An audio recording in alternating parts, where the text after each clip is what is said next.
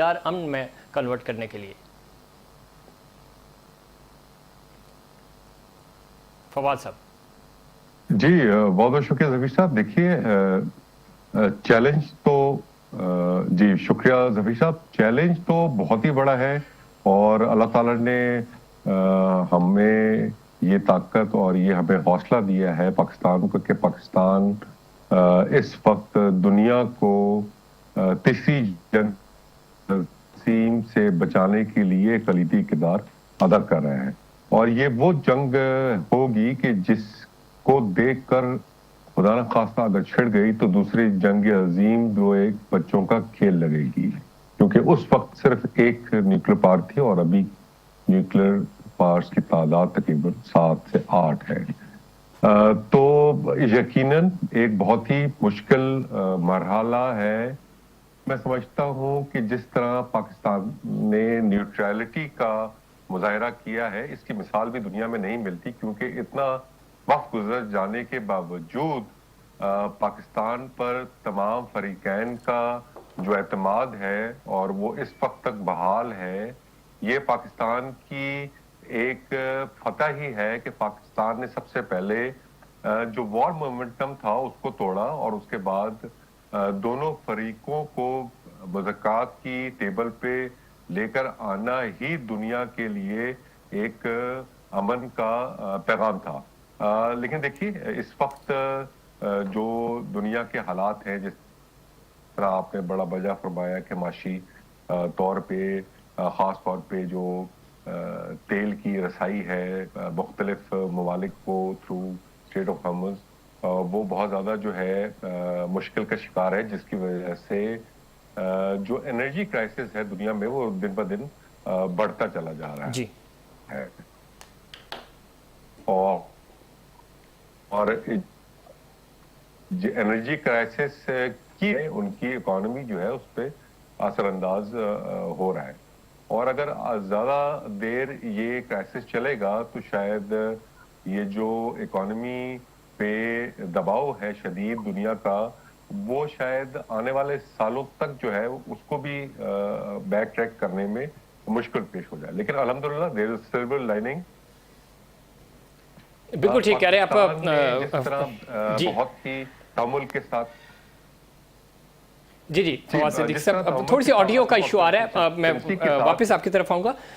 मुनव्वर मिर्ज़ा साहब, खुशामदीद कहते हैं आपको शो में। किस तरह देखते हैं ये इन आउट लगा हुआ है, कभी मुज़ाकरात ऑन हो जाते हैं, कभी ऑफ हो जाते हैं, बैक एंड पे ज़ाहिर बातचीत चल रही है, मायदे के करीब भी पहुंच गए हैं, ट्रंप की तरफ से बयान आ जाता है, ईरान की तरफ से भी दावे किए जा रहे हैं।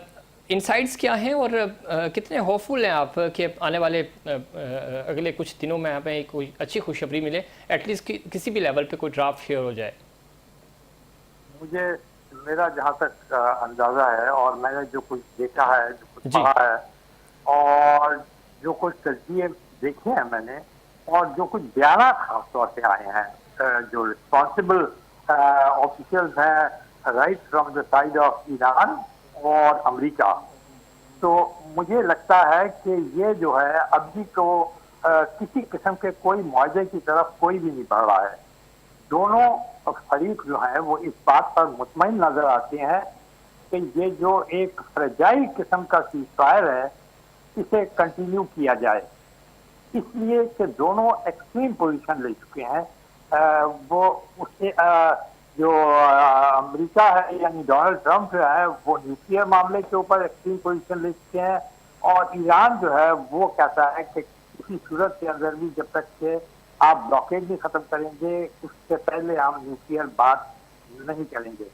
इस तरह एक तरह की आप जैसे कहते हैं ना कि स्टेलमेट है, और दोनों जो खिलाड़ी हैं वो चेस बोर्ड के एक तरफ और दूसरी तरफ बैठे हुए हैं और वो ये देख रहे हैं कि कौन पहली बाजी चलता है, सही चलता है तो हम उसको मार दे दें, उसको चेकमेट कर दें। इस किस्म की कोई सूरत हाल बन रही है। और जहां तक आपने देखा है कि ब्लॉकेज भी इंटैक्ट है अपनी पोजीशन पे, ईरान का ब्लॉकेज अपनी जगह है और वो इस बात पे बिल्कुल फर्म है कि हम किसी सूरत के अंदर भी अपना जो राइट है स्ट्रेट ऑफ हॉर्मुज़ से उनके मुताबिक वो फोरगो नहीं करेंगे। उधर अमेरिका ने भी अपना ब्लॉकेज लगाया हुआ है और वो भी ये कहता है, यानी वो भी आराम से बैठा हुआ है। तो और जो बातचीत है, मुझे नहीं समझ आ रहा किसके दरमियान बातचीत हो रही है। पहले तो ये तय हुआ था ना कि पाकिस्तान एक साजिश है और ये दोनों जो हैं ये आएंगे और बातचीत करेंगे। तो बराह रास्त बातचीत उस वक्त भी नहीं हुई, तकरीबन बड़ी मुश्किल से जाकर 21 घंटों के अंदर थोड़ी देर के लिए दोनों फेस टू फेस आए थे। ज्यादातर बातचीत जो थी वो तो इनडायरेक्ट थी और पाकिस्तान जो था वो दोनों की बात एक को पहुंचाता था, दूसरे की बात पहुंचाता था। तो इससे ये लगता है कि मुज़ाकरात का जहां तक ताल्लुक है, मुझे नहीं लगता कि ये सीरियस है। ये एक किस्म की एट्रिशन का हो रही है, यानी वो ईरान ये चाहता है कि अमेरिका जो है वो थक जाए और ट्रंप जो है वो ब्लिंक कर जाए। दूसरी तरफ ये ट्रंप चाहते हैं कि ईरान, लेकिन दोनों तरफ से कोई वो नहीं रखती। इसलिए कि मैं आपको एक बात बताऊं रफीक जी जी, जब ये किस्म के पेचीदा मामला आते हैं, मैंने 12 मरतबा कहा और आपने इस बात पर मेरे से एग्री भी किया कि बड़े ही पेचीदा किस्म के इंटरनेशनल मामला हैं। ये न्यूक्लियर डील, ये इसमें मुनव्वर मिर्ज़ा साहब आप दुरुस्त फरमा रहे हैं, लेकिन एक आपको सेव एग्जिस्ट तो चाहिए। जो आप बात कर रहे हैं मैं कंसीव कर रहा हूँ इस बात को, मेरे साथ भी सुन रहे हैं, हमारे जो नाज़रीन हैं वो भी समझ रहे हैं कि ये मामला इसी तरह का है। अगर हम ऑफ द रिकॉर्ड की बात करें तो ज़ाहिर है सारे चाह रहे हैं कि बातचीत हो, किसी तरह मामलात आगे बढ़ें, लेकिन ज़ाहिर है एक पेपर तो आपको चाहिए ना कि कोई इस तरह का कि हमें सेव एग्जिस्ट मिले। वो शायद कोई मॉडल नहीं बन पा रहा दोनों मुल्कों के लिए। नहीं, एक मॉडल बन गया है और वो बड़ी हौसला अफजा बात है। बात असल में ये है कि इसकी जो सबसे एग्रीव पार्टी है ना, जो इफेक्ट जिसके ऊपर सबसे ज्यादा पड़ा है, ये दोनों पार्टी जो है ये तो जंग के अंदर है, लेकिन वो पार्टी जो कि सबसे ज्यादा मुतासिर हुई है जी, वो है चाइना। और चाइना के जो ताल्लुकात हैं, आपको मालूम है अमेरिका से भी अच्छे खासे हैं और वो ट्रंप जो है वो जा भी रहे हैं उनके पास एक समिट मीटिंग के लिए। और दूसरी तरफ ईरान के साथ तो उनके बहुत ही करीबी ताल्लुकात हैं। अभी उनके फॉरेन मिनिस्टर अगारची गए थे और वहां पे भी बात हुई थी। लेकिन जो बात उन्होंने बीजिंग में कही, उनके स्पोक्स पर्सन ने, और बताया कि बातचीत के अंदर जिस चीज के ऊपर उन्होंने जोर दिया है वो ये है कि पीस टॉक। इसका मतलब ये है कि चाइना पाकिस्तानी टॉक को बैक कर रहा है। उसके पीछे जो फोर्स है, जो अमेरिका को और ईरान को दोनों को टेबल पे बिठा रही है, वो कहना है। और ये बड़ी हौसला अफजा बात है। देखिए, मैं आपको एक बात बताऊं, पिछली जो न्यूक्लियर डील हुई थी उसके अंदर पूरा यूरोप था, बरतानिया था, चीन था और रूस था। यह मामला न्यूक्लियर डील का ईरान के साथ अमेरिका अकेला तय नहीं कर सकता। ट्रंप साहब को अगर ये कुछ फहमी है और उन्होंने ही इसको खत्म भी किया था, मैं समझता हूँ उनकी बड़ी गलती भी थी कि उन्होंने इसे खत्म कर दिया। अच्छा खासा था, उसको खामखा के लिए उन्होंने अपना इलेक्शन इश्यू बनाकर इसे खत्म किया।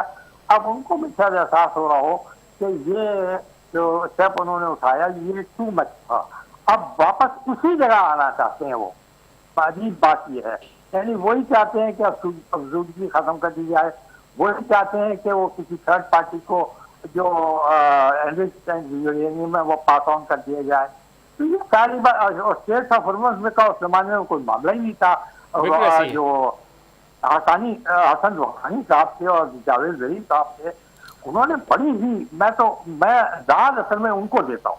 आप ईमानदारी की बात समझ रहा हूँ, अमेरिका की उसको नहीं देता, मैं दाद उनको देता हूँ, हसन रूहानी साहब के की डिप्लोमेसी को, उनके सब्र को, उनके पेशेंस को, और जावेद जरीफ साहब की टेक्निकल और डिप्लोमेटिक एक्सपर्टीज को, जो कि इंटरेक्ट करते थे उन बड़ी ताकतों से। बयासों छह बड़े फॉरेन मिनिस्टर्स और उनसे वो इंटरेक्ट करते थे। इसमें कोई शक नहीं है। जब जावेद जरीफ साहब की बार बार बात कर रहे हैं तो ज़ाहिर है जब ये 2014 में बड़ा फैन हूँ, मेरी उनसे मुलाकात भी हो चुकी है, मैं उनका बड़ा फैन हूँ। अभी हाल के अंदर ही उन्होंने फॉरेन अफेयर्स के अंदर एक बड़ा तवील आर्टिकल लिखा है और वो बड़ा गाइडलाइन आर्टिकल है ईरान के लिए भी और अमेरिका के लिए भी। इसके अंदर उन्होंने, अगर वो मैं कहूँ आपसे भी गुजारिश करूंगा, अगर आपकी नजर से नहीं जी गुजरा जी। तो उसे जरूर देखें। उन्होंने वो एक्सपीरियंस आदमी है और इसमें ऐसे कोई ही शक नहीं है मिर्जा साहब, आप दुरुस्त निशानदेही कर रहे हैं। और ज़ाहिर है जब हम लास्ट टाइम इस पे बात कर रहे थे तो आपने 2014 का जिक्र भी किया था, और ज़ाहिर है उनकी एक लेगेसी है और उस लेगेसी को ईरान इवन कंटिन्यू भी कर रहा है, और जो कि अच्छी बात है। हमें भी इन चीज़ों से सीखना चाहिए। फवाद सिद्दीकी साहब, गुफ्तगू आप सुन रहे हैं, इसमें तो खैर कोई दो राय नहीं है। जिस तरफ इशारा कर रहे हैं मुनव्वर मिर्ज़ा साहब कि इस पूरे अमल में जहाँ पाकिस्तान जैसे जो ममालिक हैं माशी तौर पे उनको नुकसान हो रहा है, इवन यूरोप के कुछ मुल्क हैं उनको भी, लेकिन सबसे ज़्यादा जो नुकसान है वो चीन को नुकसान पहुँचाने की कोशिश की जा रही है। इसके ऊपर एक साबिक अमेरिकन कर्नल है और दिफाई मुबस्सिर भी हैं लार्स विक्रम, उनकी स्टेटमेंट आई है। वो कहते हैं बेल्ट एंड रोड मनसूबा तबाह किया जा रहा है, ईरान जंग के पस मंज़र में चीन निशाना है। चीज़ें ज़रा जब हम कहते हैं ना फोगी वेदर होता है, फोग हटती है तो आपको आइडिया होता है कि क्या नुकसान हो रहा है, क्या फ़ायदा। तो आप समझते हैं कि ये एक डिले टैक्टिक्स है ताकि मैक्सिमम डैमेज किया जा सके, चूँकि गलती मिसकैलकुलेशन जो हम पहले भी बात कर चुके हैं, अमेरिका कर चुका है, लेकिन अब वो ये चाह रहा है कि मैक्सिमम डैमेज करके हम फिर बाहर निकलें। ज़कीर साहब, बिल्कुल तज़किया तो एक सरसरी तौर पे ठीक है, लेकिन I think we should agree disagree. देखिए, चीन का इतना ज़्यादा नुकसान जितना शायद एस्टिमेट अमेरिका ने लगाया था उतना है नहीं। हेनरी किसिंजर इनके लेकिन कोशिश कर रहा है वो, एग्जैक्टली आप ठीक कह रहे हैं। न्यू ऑर्डर जी, उसमें भी चीज का जिक्र था। जी कोशिश, जी असल में देखिए उसने कोशिश अगर आप समझें कि ये डिले टैक्टिस है और चीन को ज्यादा नुकसान पहुंचा है, चीन ने तो ऑलरेडी नए जो ट्रेड रूट्स हैं वो खोल दिए। आप देखिए पाकिस्तान थ्रू ईरान जो है सेंट्रल एशिया कंट्री की तरफ दवा दवा है। ग्वादर में इतनी ज्यादा एक्टिविटी पिछले 10 सालों में नहीं हुई जो इस साल हो चुकी है। इसी तरह तुर्की से ईरान के जरिए हम जा रहे हैं, ईरान से हमारे जो मुआहदे हैं ट्रेड के वो हो रहे हैं। इस पे ट्रम्प साहब से भी सवाल किया गया जिसको उन्होंने बहुत ही खुश असलूबी से टाल दिया। अल्टीमेटली ये अगर आप जो मैं समझा हूं ये है कि डिले ये है, ईरान को ये खदशा है कि अमेरिका पिछले मुआहदों की तरह बैक ट्रैक ना करे, तो इसको इस वक्त कोई गारंटियर चाहिए कि अगर ये मुआहदा हम इंक करते हैं, साइन करते हैं, तो वो अच्छी गारंटी होगी जो अमेरिका को इस पर बात कर रहे थे। पिछली बार तो पूरा यूरोप पीछे खड़ा था, इसी तरह नेटो कंट्रीज थे, मिडल ईस्ट के कुछ लोग ममालिक थे जी जी, कि जो गारंटियर का काम कर रहे थे। इस दफा कोई भी नहीं है। तो ये चीन जो है वो मैं समझता हूं कि इस मुआहदे का गारंटियर बनेगा, और ये मुआहदा अमेरिका जो ट्रम्प साहब का इस वक्त आने वाला विजिट है चीन का, उससे पहले शायद इसको जामा जो है वो पहनाया जा सके। अच्छा, ये वो पॉइंट है जो मैंने मुनव्वर मिर्जा साहब से भी पूछना चाह रहा था कि कोई सेव एग्जिस्ट नहीं मिल पा रहा, ऐसा कोई मौका नहीं मिल रहा है कि कैसे ये अनाउंस किया जाए कि ठीक है ये जंगबंदी हो गई, हम वापस जा रहे हैं। जी फवाद साहब। रफी साहब देखिए, यही दिस इज द टाइम के सेव एग्जिट है, क्योंकि जो इस वक्त मोमेंटम तो टूट गया। ये चाह रहे हैं कि अमेरिका पे ये इल्जाम ट्रम्प की एडमिनिस्ट्रेशन की वजह से ना आए कि इन्होंने नहीं, और इसी तरह ईरान भी अब नहीं चाहेगा कि उसको इन स्टेट ऑफ होर्मुज की सूरत में मिल चुका है उससे दस्तबरदार हो। अल्टीमेटली ये कोई गिव एंड टेक वाला मसला होगा, क्योंकि इससे आइडियल टाइम अमेरिका के लिए नहीं है कि वो सेफ एग्जिट कर पाए, क्योंकि ये इस वक्त ईरान भी जो है वो इस के लिए तैयार है। फर्स्ट सिद्दीक साहब, अगेन आपकी ऑडियो हम तक ठीक तरह से नहीं आ रही, अब दोबारा आपकी तरफ आऊँगा और आपसे ये भी अगर आप मेरा सवाल सुन पा रहे हैं तो मैं ये भी पूछूंगा कि ये हमारी बहरी सलामती के लिए एक बड़ा चैलेंज है, लेकिन मैं वापस आऊँगा, टेक्निकल इश्यूज़ की वजह से आपकी ऑडियो हम तक ठीक तरह से नहीं आ रही। मुनव्वर मिर्ज़ा साहब, वापस आपकी तरफ आते हैं। एक थ्रेड तो है ये मैरीटाइम सिक्योरिटी की, जब हम बात करते हैं, सलामती की बात करते हैं, सो अमन अमान होगा। और जो बात चीन की बार बार कर रहे हैं सर, मिर्ज़ा साहब ने भी उसकी निशानदेही की, ट्रंप को विज़िट भी करना है, उससे पहले ये सारी चीज़ें सेटल डाउन भी करनी है, और इतना आसान भी नहीं है, समेटना इतना आसान नहीं हो पा रहा। क्या वे फॉरवर्ड आपको नज़र आ रहा है? देखिए, जहाँ तक चीन का मामला, मैंने अल्फाज इस्तेमाल किए, आप देखिए वो बड़े डिप्लोमेटिक अल्फाज हैं जो डिप्लोमेसी में इस्तेमाल किए जाते हैं। इट इज़, वो हौसला अफजा है, इट इज़ इनकरेजिंग। मगर मैंने कभी ये नहीं कहा कि चीन जो है वो इसके अंदर कोई पिवटल रोल प्ले करेगा, बीच में आने की कोशिश चीन कभी नहीं करेगा। वजह बड़ी सिंपल है, चीन का जो अमेरिका के साथ मामला है वो इंडो पैसिफिक का है, यानी एक जो है वो ताइवान का मसला, उसके साथ बहुत सीरियस मसला है, वो मैं और आप नहीं रियलाइज कर सकते, इसलिए कि हम समझते हैं कि सर जो मसले हमारे इर्द गिर्द हों वो सबसे इम्पोर्टेंट है। लेकिन जब आप चीन और अमेरिका की बातचीत करते हैं तो उसके लिए सबसे अहम मसला जो है फौजी पॉइंट ऑफ व्यू से या पॉलिटिकल पॉइंट ऑफ व्यू से वो ताइवान है, और चाइना यकीनी चाहेगा कि उसका मसला हो। सेकंड, टेरिफ का मसला है क्योंकि अमेरिका और चाइना पर। ये तीसरा मसला पैदा इसलिए हुआ है कि चाइना तकरीबन round about 1.3 million barrels per day जो है वो ईरानी तेल को कंज्यूम करता है, यानी राउंड अबाउट जो तेल टोटल ईरान एक्सपोर्ट कर रहा है इस वक्त, उसमें से 80% जो है वो चाइना की तरफ जा रहा है। तो यकीनी बात है कि चाइना ये नहीं चाहेगा कि उसका जो एक इजी फ्लो है ऑयल का, उसके अंदर कोई, हालांकि उसके पास रिजर्व बड़े जबरदस्त हैं, लेकिन चाइना जो काम करना चाहेगा इस वक्त वो ये है कि बाकी जो ताकतें हैं वही जो पुरानी थी उन सबको इन्वॉल्व करे, उसमें रशिया तो बिल्कुल साथ ही है उसके। इसलिए चाइना जो लफ्ज इस्तेमाल कर रहा है, मैं उनके स्पोक्स पर्सन से भी देखा है, उसमें वो हल की तरफ नहीं जा रहे जी जी, वो कह रहे हैं मुज़ाकरात करें। मतलब ये फैसला आपने करना है, अमेरिका आपने या और जो ताकतें इसके अंदर इन्वॉल्व है। अच्छा, फिर मैं स्टेट ऑफ हॉर्मस की एक बात बताऊं, यहाँ पर पोजीशन अमेरिका की भी कमजोर है और ईरान की भी, मैं आपको सब बताता हूँ, कमजोर है।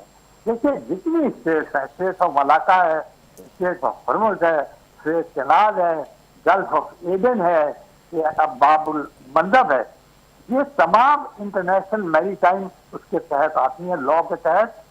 इसके ऊपर ना तो आप कोई पाबंदी लगा सकते हैं मर्चेंट शिप के ऊपर, ना किसी किस्म का कोई आप टोल वसूल कर सकते हैं।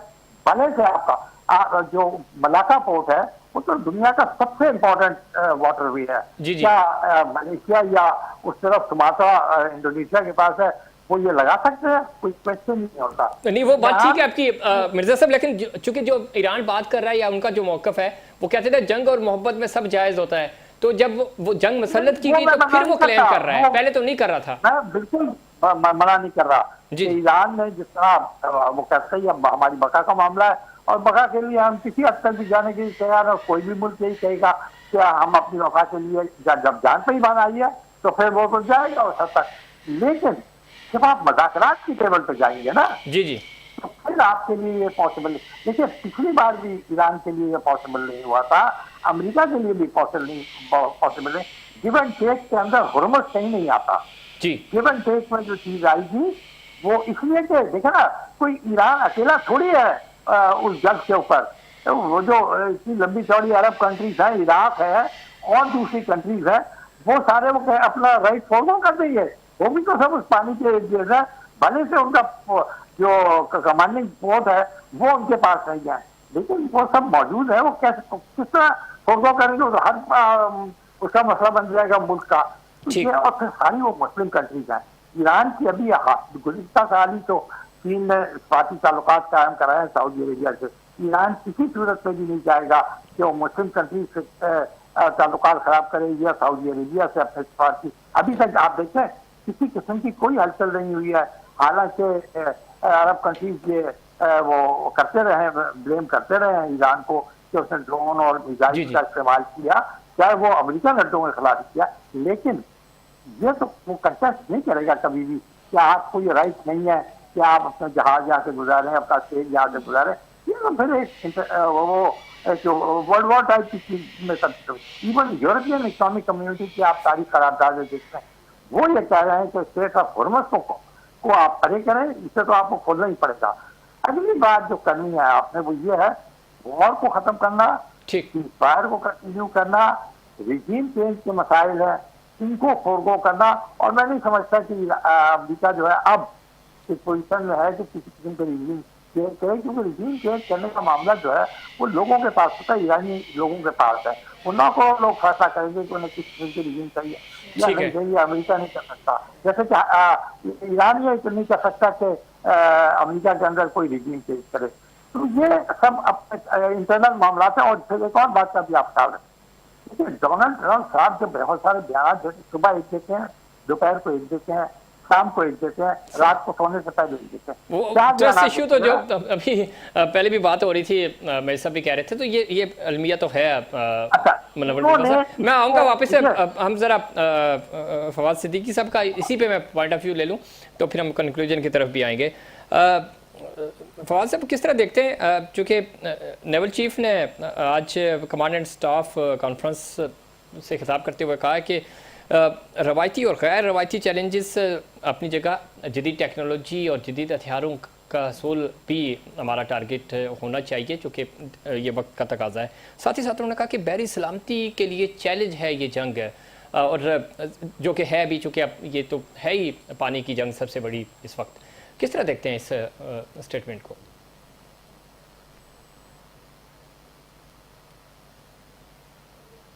जी, आपने देखा जिस तरह पिछले दिनों हमने, हेलो, आवाज आ रही है? जी जी जी सर। देखिए, बिल्कुल स्टेटमेंट वक्त की जरूरत है। और जिस तरह आपने देखा कि पिछले दिनों हमने अपनी नेवी को अपग्रेड करने के लिए हिंगोक क्लास की जो सबमरीन है उनको इंडक्ट किया, और आने वाले दिनों में इस किस्म की हिंगोक क्लास सबमरीन जो है वो इंडक्ट होती रहेंगी।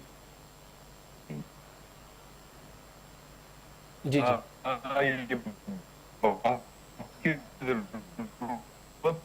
अगेन ऑडियो का इशू आ रहा है, आप कोशिश करके हम आपको ऑडियो लिंक के जरिए कनेक्ट करें। मिर्जा साहब मैं वापस आपकी तरफ आऊँगा, लेकिन मिर्जा साहब जदीद टेक्नोलॉजी की बार बार बात हो रही है, ज़रा चाहे हमारी आर्मी हो, नेवी हो, जदीद या एयरफोर्स है, जदीद टेक्नोलॉजी और जदीद हथियार हमारा खासा रहे। और यही वजह है कि हमें जो भारत के साथ हमारी जंग हुई उसमें भी हमें फ़ज़ाई बरतरी हासिल हुई, और उसकी रीज़न यही थी। किस तरह इसके ऊपर आप क्या इनपुट देंगे? नेवल चीफ ने भी कहा कि ज़रा 30 वर्सेस 70 की जंग है, यानी पानी वर्सेस खुश्की की जंग है ये, और आप तो ये एक पीक पे है। इसको कंट्रोल करने के लिए नेवी में जिस तरह हमारे एडिशन हुआ है जदीद हथियारों का, मज़ीद टेक्नोलॉजी भी हमें एड ऑन करनी चाहिए। किस तरह देखते हैं अपनी बहरी क़ुव्वत को? बिल्कुल, आपने बड़ा अच्छा पॉइंट आउट कराया है। मैं नेवी का जो एक्सपेंशन खासतौर पे इंडियन ओशन में हो रहा है उसके ऊपर कुछ जरूर बात करना पसंद करूँगा, लेकिन इससे पहले मैं जरा सा रेफर करूँगा फील्ड मार्शल शमीम साहब का कल का कोर कमांडर इजलास का की तकरीर था, जिसमें उन्होंने एक खास लफ्ज इस्तेमाल किया है। उन्होंने ये कहा है कि वक्त है पाकिस्तान के लिए कि वो हर वक्त विजिलेंट रहे, यानी किसी महाज के ऊपर भी पाकिस्तान जो है वो रिलैक्स नहीं कर सकता। अब जैसा मैंने आपको बताया कि इंडियन ओशन जो है वो बड़ा पिवटल ओशन है, दुनिया के अहम तरीन ओशन में होता है। शुमारा आप देखें ना, एक तरफ मेडिटेरेनियन, रेड सी, दूसरी तरफ Pacific ocean states of Malacca के थ्रू, और दुनिया के सारे समंदरों को ये कनेक्ट करता है। उसके अलावा ये दुनिया के जरखेज तरीन ममालिक इसके इर्द गिर्द हैं, तेल के ममालिक इसके इर्द गिर्द हैं, और ये आप सोचें सारा का सारा जुनूब मशरकी एशिया जो है वो इसके किनारे पर है। तो ये पाकिस्तान के लिए भी बहुत लाजमी है, इसलिए कि देखिए इंडिया में भी जो कि हमारा फर्स्ट कॉम्पिटिटर है उसने अपनी नेवल एक्सपेंशन बहुत ज़्यादा की है। बल्कि मैं आपने तो जिक्र जनरल किया है कि आर्मी और एयरफोर्स का भी, तो आपको ये मालूम होगा कि कल ही जी उनके पास S-400 जो सिस्टम है सिस्टम एयर है, डिफेंस बिल्कुल। का, वो उन्होंने रशिया से हासिल कर लिया है। और ये बड़ा एडवांस सिस्टम है, ये उस सिस्टम से एडवांस है जिसे पाकिस्तान ने तबाह किया था। जी जी बिल्कुल, आप ये 9 मई को। ठीक है ना। तो अब हमारे लिए लाजमी हो गया है कि हम एक तरफ इंडियन ओशन में अपनी जो जहाजरानी है उसको एक्सपेंड करें। अब देखिए, हमारे पास एक पोर्ट नहीं है, हमारे पास कराची बहुत इंपॉर्टेंट पोर्ट है, वेरी वेरी इंपॉर्टेंट, वो तो सबसे आपकी जैसे कहते हैं शहर है। दूसरा हमारा एक और डीप सी पोर्ट आ गया है हमारे पास, वो है गवादर का, वो अभी उस तरह प्रोडक्शन नहीं किया है। तो और वो बिल्कुल इंडिया के वो जो पोर्ट है उसके ऑपोजिट है वो, और इसलिए लाजमी हो गया। और वहीं उनके वो एयरक्राफ्ट कैरियर्स वगैरह का वो जो वर्कशॉप है वो भी उससे जरा सी दूर है। तो हमें अपनी नेवल फोर्स को, जैसे कि कमांडर इन चीफ साहब ने कहा, मैंने असल में सच्ची बात है जफीर आप बिल्कुल ठीक आप कह रहे हैं, लेकिन इसमें कोई शक नहीं कि एडिशन हो रहा है और उसका ज़रा फ़ायदा हमें हो भी रहा है। मैं सब ज़रा सवाल हमारा आपसे था, ऑडियो माजरे चाहते हैं बेहतर तरीके से नहीं आ पा रही थी। सो ये कितना बड़ा, एक तो ज़रा आर्मी चीफ़ ने भी कल जिस तरफ निशानदेही की मुनव्वर मिर्ज़ा साहब ने, और आज नेवल चीफ़ ने भी ये बात की है, ज़रा हमें एक तो मोहतात रहना होगा, और न सिर्फ मोहतात, हमारा वक्त तैयार ही रहते हैं, और ये हमारे अफवाज का खासा है, और जब भी कोई जंग हम पे मुसल्लत की गई हमने मुँह तोड़ जवाब दिया। मैरी टाइम सिक्योरिटी एक बड़ा चैलेंज हो सकता है, आज नेवल चीफ फरमा रहे थे, ये जो स्टाफ कमांड कॉन्फ्रेंस हुई है, किस तरह देखते हैं? और वाकई में ये एडिशन तो है, हमारी navy up to the mark है, बट वो कह रहे कि ज़रा मज़ीद हमें टेक्नोलॉजी की तरफ जाना होगा, जदीद टेक्नोलॉजी। वैसा बिल्कुल रफी साहब, इसमें कोई दो राय नहीं है कि इस वक्त जो upgradation of our weapons and equipment खासतौर पे नेवी का है, वो वक्त की जरूरत है। हालिया जो स्टैंड ऑफ बिटवीन यूएस और ईरान नजर आया, उसमें अब नेवी की बहुत ज्यादा अहमियत है। और अगर हम आने वाले वक्तों में, जिस तरह चीन का हम जिक्र कर रहे हैं कि चीन के मुफादात से यहाँ जुड़े हुए हैं, अगर हम ग्वादर पोर्ट को फाल करेंगे तो उसके लिए हमें नेवी और एक ताकतवर नेवी की अशद जरूरत होगी, जिसके लिए ऑलरेडी हम कोचा है। जिसमें मैं आपसे पहले अर्ज कर रहा था कि हेंगोर क्लास सबमरीन जो है पिछले दिनों हमने इंडक्ट की, और इसी तरह आने वाले दिनों में और सबमरीन भी कमीशन की जाएंगी पाकिस्तान नेवी में चाइना की मुआवनत के साथ। देखिए, ये जो वन बेल्ट वन रोड का कॉन्सेप्ट है, जिसके बारे में एक मुतफ़िका राय है कि ये जो जंग है इसमें चीन के मफादात भी जो है इस खत्ते में असरअंदाज हो रहे हैं। तो वन बेल्ट वन रोड के जो कॉन्सेप्ट है वो जमीनी रास्ते भी हैं, और जमीनी रास्तों में जो वहाँ सेफ गार्ड होना है वो ऑब्वियसली नेवी की तरफ से होना है। लेकिन अल्हम्दुलिल्लाह हमारी जो नेवी है इस वक्त वर्ल्ड क्लास इक्विपमेंट के साथ और वर्ल्ड क्लास जो गैजेटरी है दुनिया में उसके साथ लेस है। और आने वाले दिनों में आपने जिस तरह देखा कि हमने मिसाइल टेक्नोलॉजी भी जो उसको भी टेस्ट फायर हमने किए हैं नेवी की मद में। इसी तरह हम अपग्रेडेशन ऑफ आर फ्रिगेट्स है उनकी बात कर रहे हैं। और इसी तरह आपने देखा कि अभी पिछले दिनों जब हम अंडर इंटरनेशनल अम्ब्रेला जो मैरीटाइम सिक्योरिटी कर रहे थे, हमने इंडियन जहाज के एक एसओएस कॉल पे लबैक कहा और उनको जो है वो हमने सर्विस किया। जी बिल्कुल। मैं समझता हूं कि इस वक्त जो हमने नेवी का स्टैंडर्ड ऑफ देखा बिटवीन अमेरिका और ईरान, तो उसमें कोई दो राय नहीं है कि आने वाले वक्तों में जो फ्यूचर प्रोस्पेक्ट्स होंगे उसमें उस मुल्क की नेवी का बहुत बड़ा हाथ होगा और अमल दखल होगा। बिल्कुल आपने दुरुस्त फरमाया। और जिस तरह इसके ऊपर हम अब कोई 1 साल पहले हमने इसके ऊपर बात भी की थी कि अब जंग ही पानियों की जंग होगी, 70 वर्सेस 30 के वसाइल उसकी जंग, और वो हमें नज़र आई है। बिल्कुल आउट ऑफ द बॉक्स जाके चीज़ें बिल्कुल चेंज हुई हैं। बहुत शुक्रिया आप दोनों मेहमानों का।